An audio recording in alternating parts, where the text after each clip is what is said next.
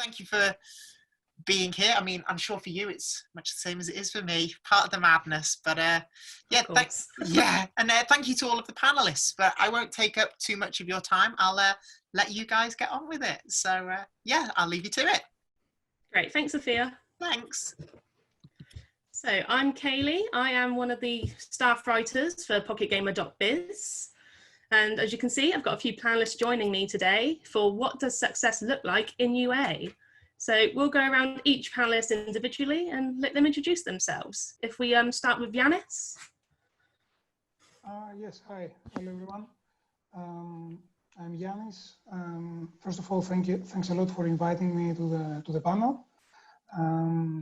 Where I'm with Next Games. I work in UA and marketing. We are a Helsinki-based developer and publisher, and we're creating games based on popular entertainment franchises.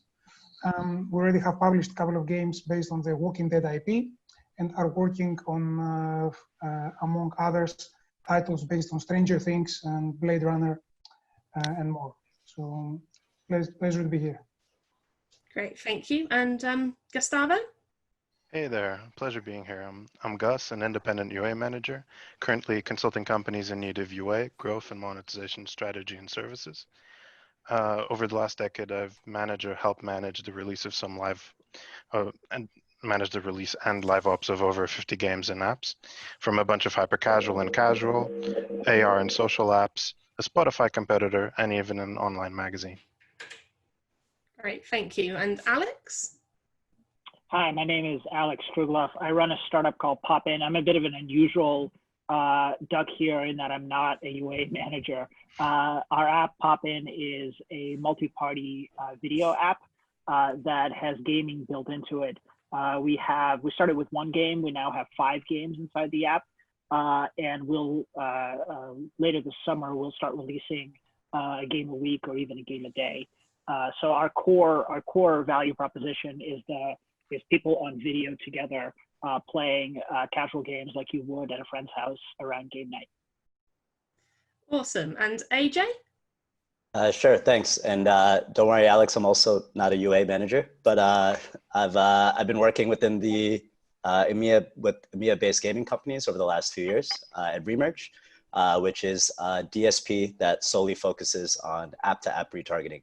So yeah, I'm dealing with a lot of gaming clients in a variety of verticals, social casino, casual, mid-core, hardcore, but mainly to help them with their user retention goals by segmentation, creative, measurement strategies, things like that. And finally, Brian. Hi, Brian Murphy. I'm with AppsFlyer, which is a very large mobile measurement partner and attribution tool that a lot of gaming companies worldwide utilize to optimize and measure marketing campaigns. And I am head of gaming, I oversee the revenue line of gaming primarily in North America, but also work very interdependently with AppsFlyer's product marketing, as well as product development teams to develop our tool set for the gaming vertical specifically. Brilliant. So once again, I want to thank you guys for joining me for this panel. Why don't we kick things off with, what are the current trends and best practices in the mobile market at the moment? Well, mobile marketing, sorry. Well, I can start.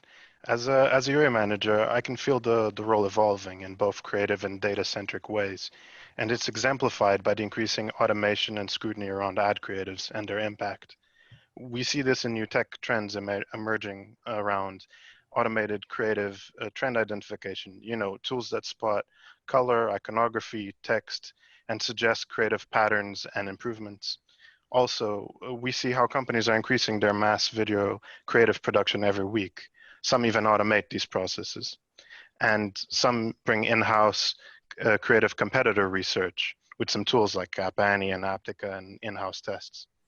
And as some said today in other talks, influencers and playables are grabbing a bigger chunk of the market.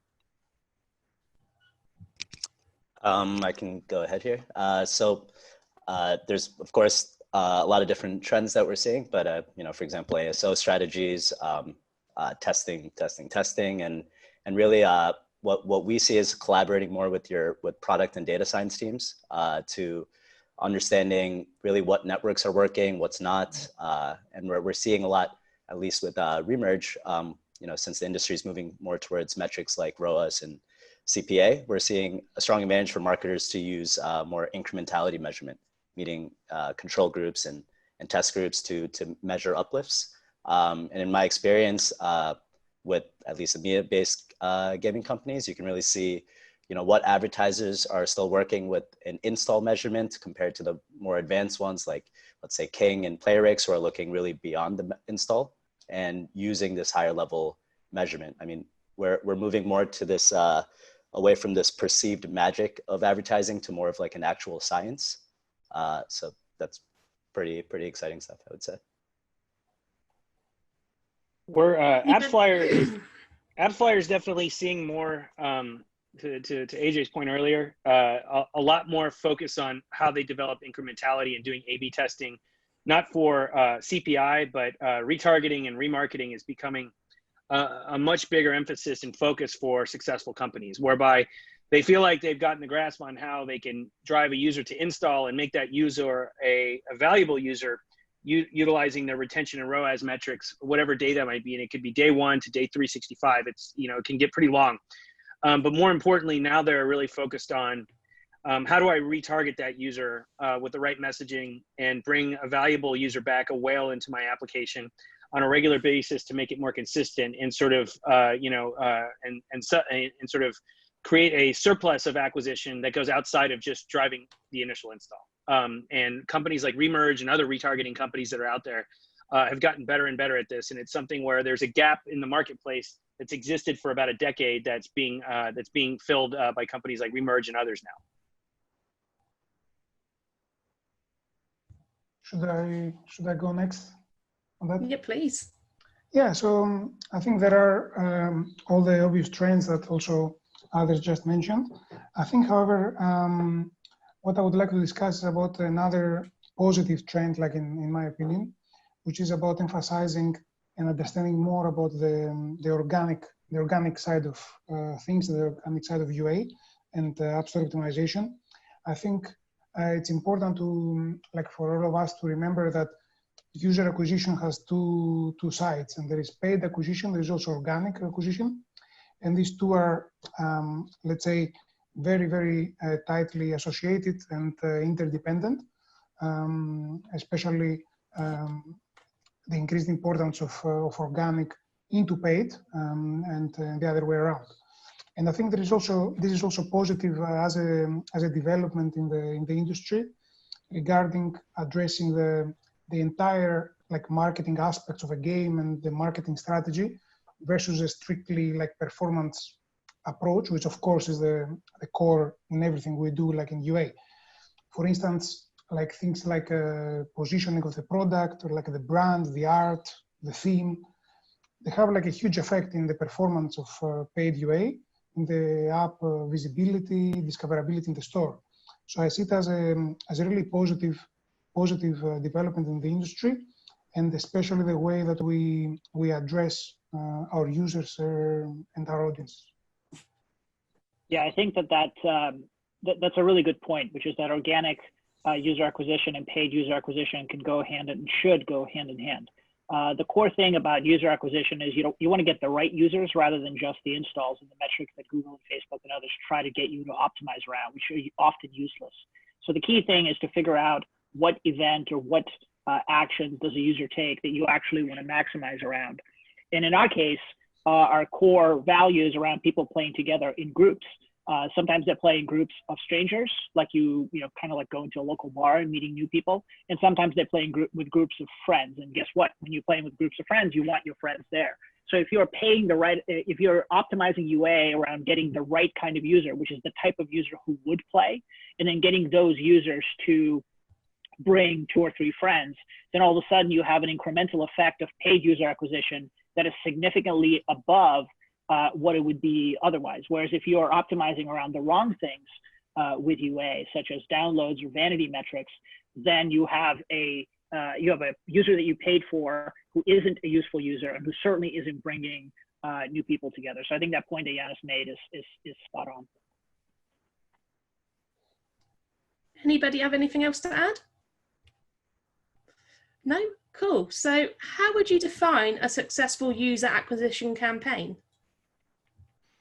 So instead of focusing on the traditional question of quantity versus quality, which is a big part of this success of UA campaign theme, I'd like to focus on the thought process of a successful campaign.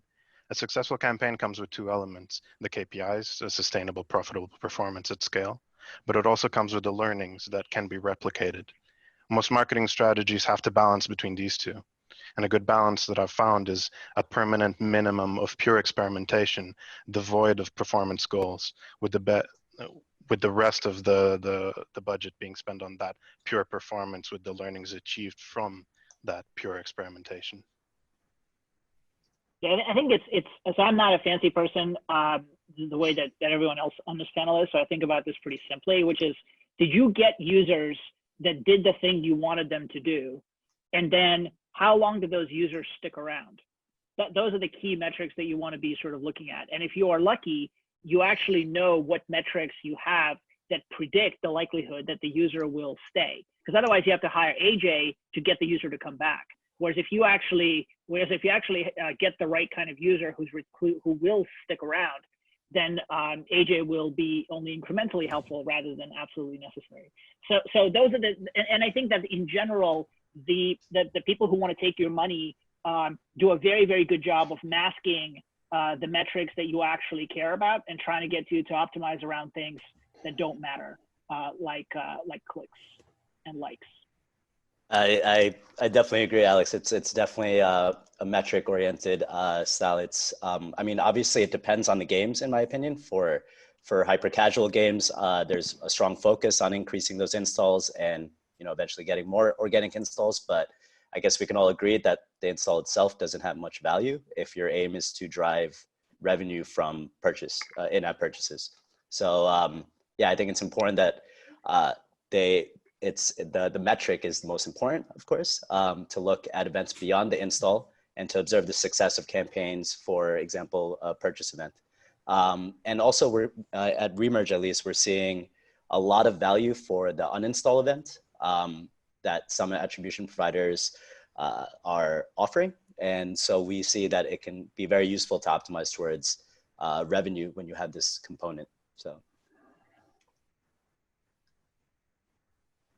Anybody got anything else to add? Yeah, I can say some things. I think obviously there are two parts to answer the question. Like in my opinion, the first part are also part of the things that also Gus mentioned. So it's the aspect of understanding, and actually you need to understand quite deeply these days the particularities of the platforms and the channels we're using. And it's important to possess, internally in the team, the necessary skill and the expertise to be able to manipulate all the elements affecting the performance. Like, for example, the bid, the budgets, optimization, targets, objectives, creatives, etc. Right? And usually this happening towards, we have a profitability target in most cases. But I think overall, what is the most important thing, and sometimes a missing point, is not so much the success of a particular campaign, not even of a set of campaigns, but what is the place and how this particular campaign reflects towards the realities and the needs of the product. When I'm thinking of the product, is the product as a business and also the business overall. So, and I think there is a very thin line on this sometimes. And it's the area that, in my opinion, initiates most of the failure in companies and also the success, and requires, in order to be done correctly, a very closed relationship and work between the marketing and UA, so like us, and the finance and the product and the BI teams. And it's not, maybe it sounds not so complicated, but if we think that these different teams that don't always have the same thing in mind. So let's say we are always, UA teams, always looking at cohort-based profitability analysis for the future. And sometimes this is a projection or even a prediction. but finance teams or product teams are looking at the actual numbers. So matching these two and fit a strategy that works for all these elements, I think is the key, and also determines the key of success for the UA campaigns. One more thing I can add, which I don't know if everybody's totally familiar with this, and I'll try and make it brief, is that understanding the customer journey is really critical in a UA campaign, and to a much greater depth than I think people thought so before. And for example, the concept of multi-touch attribution, which takes a user from the initial campaign. Basically, it's going to not only tell you who drove the install. In most cases, it could be Facebook or Google, but what were the value channels in between the install that actually drove engagement of that user. And like, for example, like some of the newer social platforms like TikTok or Snapchat, for that matter, are showing a lot of value, frankly, in the customer journey, even if Google or Facebook in most cases drove the install. So it's very important to look at, when you're using multiple channels to drive campaigns, who helped actually drive the most engagement, and then ultimately who drove the install at the last click. And I think that's a really critical thing to notice. I don't think that was very that was highly it was easy to see that earlier, but now a lot of the platforms that are out there, in Attribution and others, are actually demonstrating this in a lot clearer kind of visualization to somebody where they can make actionable decisions on it. Awesome. So what marketing tactics do you recommend for a new game versus an existing one? So generalizing this into the stages of a life cycle of a game. For new games, while developing during a soft launch, the UA teams have the goal of determining the market viability, the market fit, the angle that you're trying to approach with this new product, measuring the baseline KPIs from IPM to CPI to retention, LTV predictions, and so forth. You have to be prepared to make drastic decisions or drop the product. Hyper-casual studios remake games from scratch multiple times until a game can be successful. The role of the UA in this stage is one of an analyst, a problem solver, a system builder. You have to be harsh and quick. But then, for an older game, a big launch, or during a live ops, UA teams are experimenting, refreshing, creatives, IP, campaigns, networks. They're establishing automated processes for creative production for live ops. They're improving cross-promo partnerships. Their role becomes one of strategy, negotiation, and creative direction. So you have to add value and optimize pipelines instead.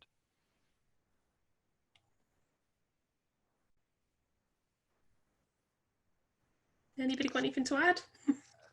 Yeah, sure. I mean, I definitely would say it's for new games. Of course, there's some common elements, UA, ASO, of major importance here. You know, oftentimes when there's like new product releases, things like this, you know, whether it's CRM push, sometimes maybe that's not enough. Of course, retargeting can help here, but of course, you know, coming from a retargeting company, existing games, I think it's very important to complement these your UA, essentially to maximize your UA efforts with retargeting. And you know, I wish it would be perfect for everyone doing UA to always get that right user, as Alex said, to try to get that specific user for that game that would actually go further in the funnel without any help. But you know, in those times when you can't, especially since paying users are usually, it's tough to acquire as the game grows. You know, it isn't getting any cheaper to acquire these users, and I'm sure everyone can relate to this. So you don't want to lose them to competition. Usually in retargeting, we divide it from low to medium to high payers, and make sure we keep them engaged within the game through that. Our world is a little different from a traditional kind of one game at a time release, because it's a single platform with multiple games in it. But we started with one game, and we had only one game for a number of months. And then we started adding games slowly, and now it's starting to get more rapidly. And the way we think about it, in what may be applicable to those who are in the audience, the way we think about it is what are our existing users looking for? What would get them to play even more? Are there games that are missing? Is there something that they're looking for? What will get their friends who didn't accept an invite to play with them to actually accept an invite next time? That's how we think about what games to prioritize. And then we also think about targeting types of users who are like our existing users or existing positive users, but who are potentially going to be benefit from the new game formats. And then lastly, it's talking to the users who are not playing and find out what's kind of missing for them and what it would take to get them to play from a game design and game iteration standpoint. Our games are simple, the kind of games that you play at a friend's house, board games, card games, dice games, and so on. And so iterating, to Gus's point, in our world is crucial and something that we can do in a matter of days. And eventually we'll be opening it up to third-party publishers starting mid-summer, and our third-party publishers will be able to do the same and see the data around usage and what's working, what's not. And another thing I might add, I don't think I would speak to the specifics about a new game versus an existing game, but I will say that in the era of COVID and shelter in place, a lot of the game development companies have made the decision that they're going to double down on existing titles rather than invest in new ones at their current focus. And part of that was because they felt it was safer to spend money on existing titles while we're riding out this sort of uncertainty economically across the globe. But I always took it as a lot of users out there, because of all these external events which are causing a lot of disruption, sort of like emotionally, or just causing a lot more anxiety in the world, that having titles, gaming titles for entertainment minutes that we're all vying for sort of in the marketplace, that are more stable, that are more understood, that are more relevant to people from like an IP perspective, provide a lot more intrinsic value and sort of keep them in the moment a little bit better. And then, maybe cluttering their minds and creating more disruption in the world where they kind of want less at this point was something I think those companies like focused on, when COVID was really starting, potentially out in Asia. And I think like a lot of the companies took that determination, and a lot of them have focused more heavily on just let's put new development off until things are more certain into the future, and put more down on something we're more certain of now. And I think that's sort of like played itself out over the last few months. And in no way, shape, or form am I suggesting that's going to continue, but it's definitely something that appeared to be an area of like decision that those companies made early on. Yeah, I think these are all great points. Maybe from a bit of a different perspective, from a publisher's marketing strategy or UA strategy point of view, I would say that the overall tactics or like measures of success don't necessarily differ like based on the the lifetime of the project, and the overall, let's say, profitability oriented approach shall always be there, it is more about like the right time for where there is opportunity to scale or to drive growth for a product. And I think that based on everything I've seen, depending on the health and the level actually of the product, this could technically happen anytime.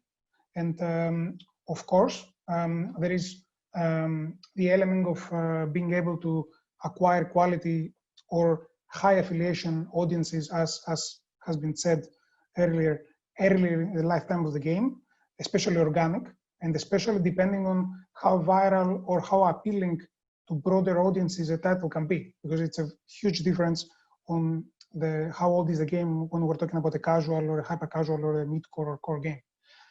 But I think apart from that, more like, let's say, it's important to understand like how to scale like a product itself depends a lot of what the product like and how the product stage allows us to do as marketing teams.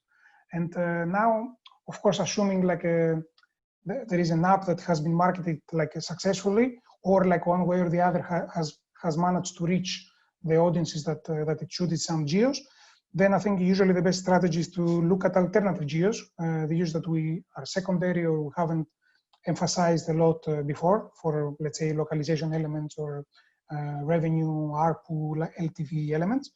Of course, if there is the need to keep promoting like or growing an app, because very often there is no need to necessarily do this for an older app. And just briefly to touch upon retargeting, with all the valuable points that have been made here, I think I really agree that it's really the most important to be able to retain the audience and not reacquire the audience. And of course, if a game develops to a direction where like there is solid extra content or opportunity to pay or to engage further for churned users and churned like engaged players, then yes, of course the retargeting could be a strategy. But just to keep in mind that with retargeting, right, the sizes of the audiences and then the opportunities we have to maneuver in terms of campaigns and everything we do in order to optimize is very much more limited, which leads to very much higher prices. And having a product change so a new LTV technically to overcome this already higher price comparing to the initial acquisition price is a hard thing to do. So it's it's not happening, but it's not an easy thing to do. I completely agree. I mean, reacquisition campaigns, we don't see it too often because it tends to be too expensive. It depends if there is this underlying new, very powerful product change or something like this, like you said. But for the most part, we see retargeting as sort of another UA channel. It's something to complement UA and should be acted as that. So in a way, it's to maximize and kind of boost UA to further push users down the funnel rather than trying to reacquire completely users that have been lapsed for a while. So I definitely completely agree with you, Yiannis. Okay, so what channels can be helpful for UA campaigns? A lot of them. I think I guess Gustavo and Yiannis would be best to answer that. I mean, sure. Beyond you know, I would just speak to Facebook and Google. It's there's such massive channels. They've driven so much growth. I mean, you know, Facebook, when literally AdMob was 60% of the market. By 2012, when Facebook entered, now AdMob was 30% and Facebook was 30%. I mean, they changed. Facebook disrupted the market so incredibly that it's almost nobody could really predict that. It was just amazing. And then AdMob slowed down and Google struggled, and now they're back competing with Facebook. So those two channels that by themselves run virtually all of it. But I would say this, and these guys can take this further. You know, in terms of UA, we are definitely seeing Snapchat as being a tremendous source now. They do something quite different. Their value in the chain of like I said before, multi-touch attribution is something very unique. The creative is so much different and so much more interesting. And they've really put a lot in games. Obviously, just every initiative they've made at Snap that revolves around games in the Snap platform have been pretty amazing. And then the other thing I'm going to say right now, which I know Gustavo might agree with me on and others, is that TikTok is just a behemoth that's on its way. It's going to be just massive. It's got the users, it's got the growth, it's got the creative platform to develop on. It could be iterated upon and improved upon over time in a really meaningful way. And what we're seeing within social influencing as a platform on TikTok is going to take that business far ahead than anybody else at this point. And everybody's going to be trying to catch up with them.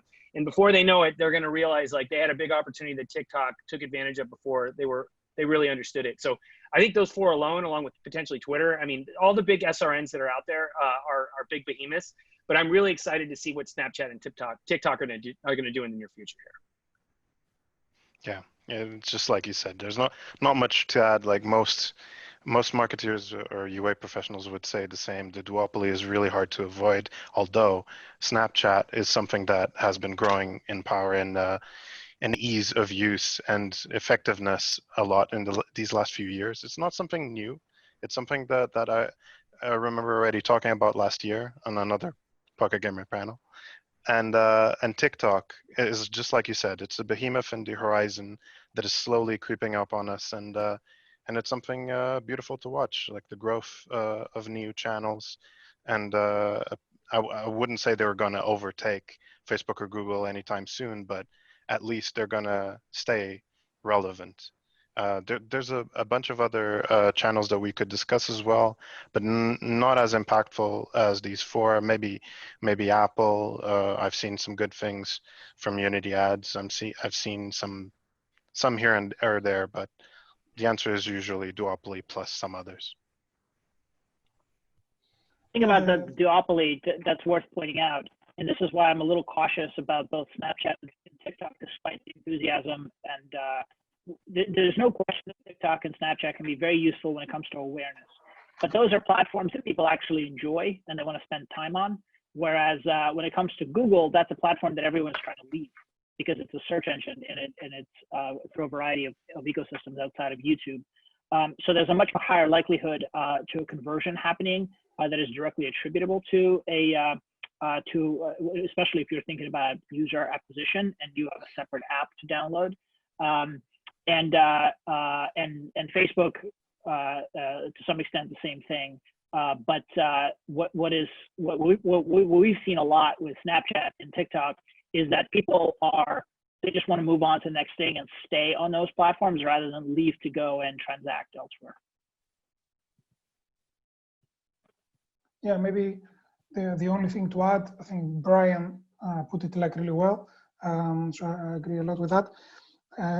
The only positive thing I see is that it's not only that these platforms are increasing the efficiency, but I think the quality of the partnership for us is also increasing a lot. So especially Google, Facebook, and this is like very important because we spend a lot of our time, let's say, in these platforms, and it's really important to really talk to partners from which you can benefit and learn and improve also your overall marketing strategies. So I think lately this is happening, and I believe the community is appreciating it a lot. Maybe I can add like just something, but I think you guys covered almost everything.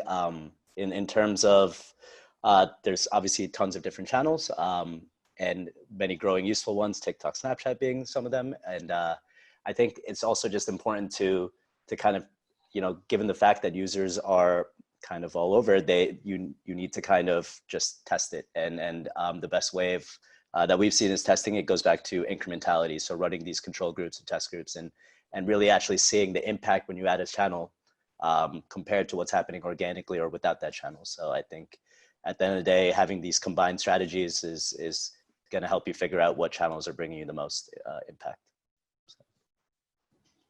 Great. So I'll ask one more question before we take some from the audience.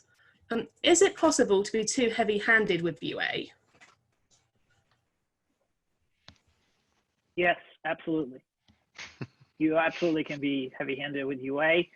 If you are going after the wrong audience, the worst thing that you could possibly do with UA is spend money incorrectly and get a bunch of bad users, because there's actually a negative effect to that, not just in terms of the utilization of your capital, but also in terms of how it affects other users to the extent that you have a game that isn't a single player game and you get the wrong users in, whether it's geographically the wrong users or whether it's the users who are there for the wrong intent. Just to share an anecdote, we're in the video chat business, and that said, our experience tends to be very positive because people are in group video playing together. So as a result, there's very little abuse or kind of negative behavior that tends to happen. But what you do have is, because people see it as a game, they tend to sign in with sometimes with a gamer mentality, which is to use swear words in their username or to sort of try to act a little bit like a troll, which is very, very difficult to do within our ecosystem.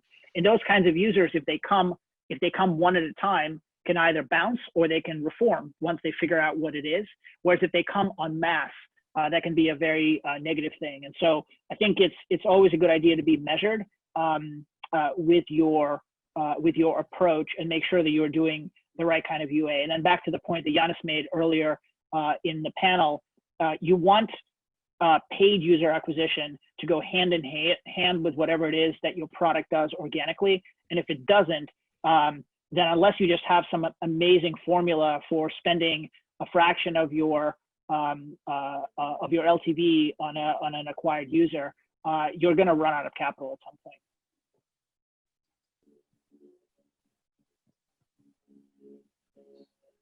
Anybody have anything to add to that? Yeah, I can. Yeah, also my answer would be yes, definitely. I think there are two directions. The first one, just now that Alex mentioned again about the organic traffic and how important it is, that I discussed a bit in the beginning. Yeah, I mean, it is very likely that you are very heavy-handed with paid user acquisition, and even when one sees the signs that perhaps you're not doing a great job, sometimes people don't often think about checking the organic side. But as I said before, there is this positive trend and development in the industry to look at the overall holistic marketing approach. And I think this, let's say, things like the positioning, the store page conversion, visibility, discoverability, all these elements are very important, and they don't only enhance the paid UA performance, which is very important for us, but also our relationship and the quality of the relationship we have with our customers, with our users, which is very important. And if we are honest, sometimes like in the performance marketing or UA side of things, we may be overlooking in the sake of performance.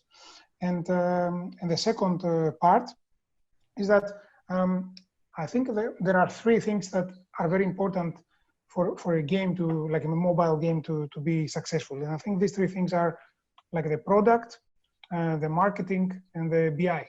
So none of this can work like by itself. So teams need to focus on how these three harmonically work together. And what I like to say usually is that product, in my opinion, determines the what, marketing determines the how, and BI will determine how confidently. And I think that unless, so every strategy, let's say every company for success should incorporate these three things. Of course, we have seen in the past in the industry, which is very dynamic and interesting, that success has happened without that. But then in this case, there is a lot of element of luck, let's say, and I think luck is not most companies. For most companies, this wouldn't be a viable, let's say, strategy to budget based on luck. So I think all three elements need to take the equal importance, and we should strive for that. Doesn't matter if we are in marketing or in product in anywhere else in the organization. So that's why I say we can't be very heavy-handed in UA, because as a UA team or as a marketing team, we need to force also all the rest. I think that's very beautifully said, Yiannis. Like very well said. It's those three components: product, marketing, BI. It needs to work together as like in gears, in like a clock, I guess. It's just the point being, you can you reach a point of saturation eventually if you're just going UA, and it becomes difficult to scale up, and you jeopardize your ROAS. It's there needs to be a balance and a combination of different elements there, and I think Yiannis put it perfectly. Not much to add there. Brilliant. So if you guys are happy to, I've got some questions from the audience for you. First of all, can you please share the tools for ad creative analysis and creative production automation? So when I was talking about those tools, you can think of a tool that does all of this well, like Bidalgo, for instance. You can research a bit, what do? They do this very well.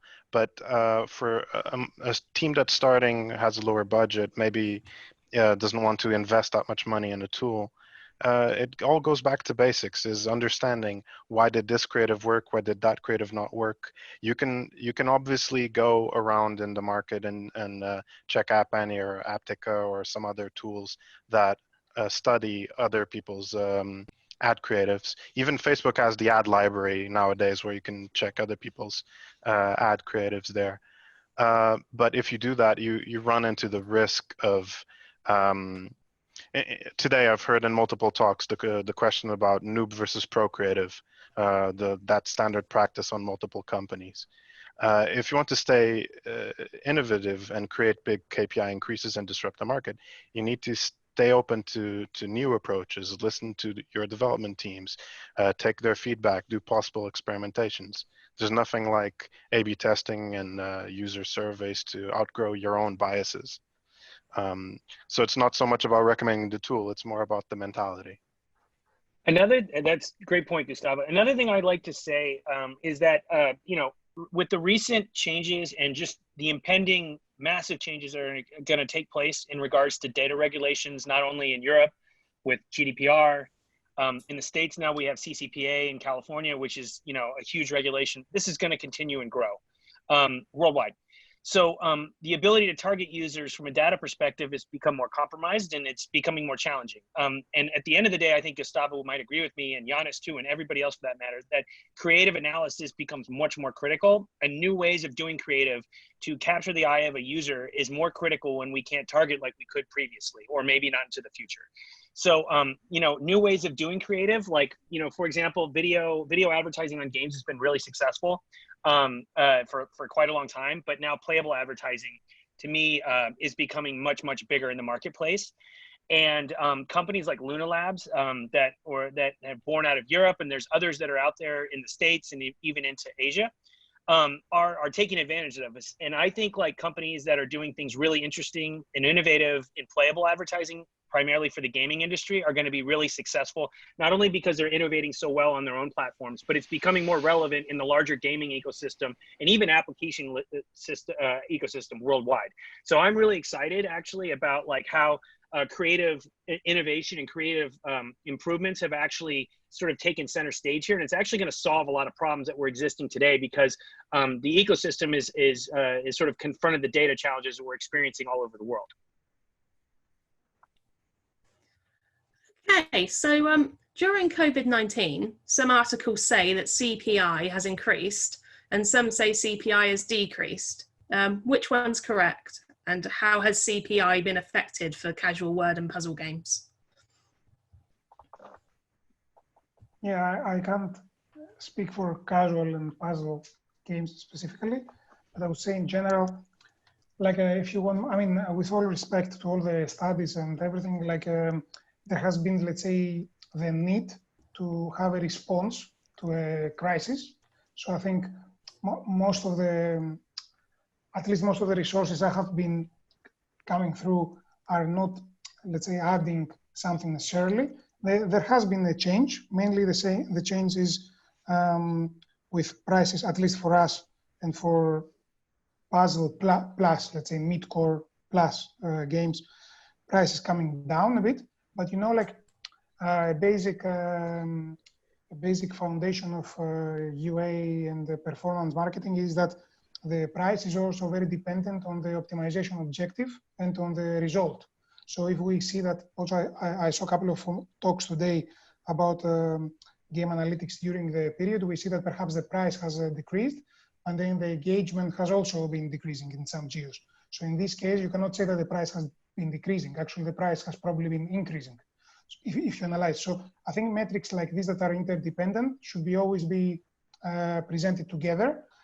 From my point of view, there hasn't been a learning that worth sharing. Great. So if we do one more question and then we'll wrap it up. When doing retargeting as an acquisition channel, do you follow a top funnel, middle of funnel, bottom of funnel model? Okay.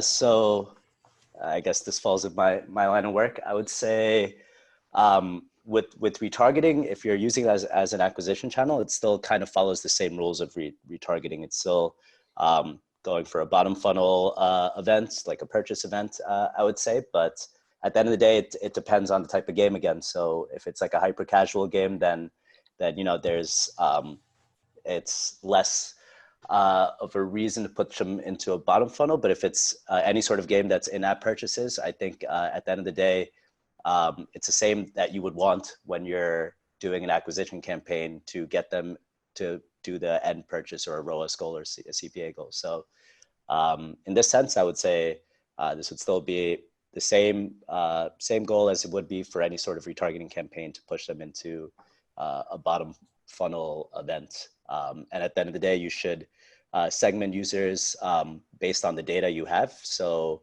I'm not sure how, Jordan, your events are within your app or anything like this, but that is something that we kind of consult, and we check how your user journey is, and then we'll kind of guide you into what the best option is in terms of retargeting. Great. Anybody got anything to add? Wow. Fantastic then. I'd like to say thank you to everyone for watching the panel. A huge thank you to the panelists. You were all brilliant, and it was brilliant to talk to you all. So absolute thank you. Thank you very much. Thanks, guys. Yeah, thank you. Thank you to everyone on the panel. And of course, a big thank you to Kayleigh for hosting and moderating the panel. So thank you, Kayleigh, for guiding all of our panelists and everyone through the chat as well. No problem. So yeah, thank you to everyone. It's been a really great chat. Normally I'd jump in and do the Q&A, but obviously Kayleigh handled that. So I'll let you all get on with the rest of your day, wherever you are. So thank you. Thank you. Thank you. Thanks.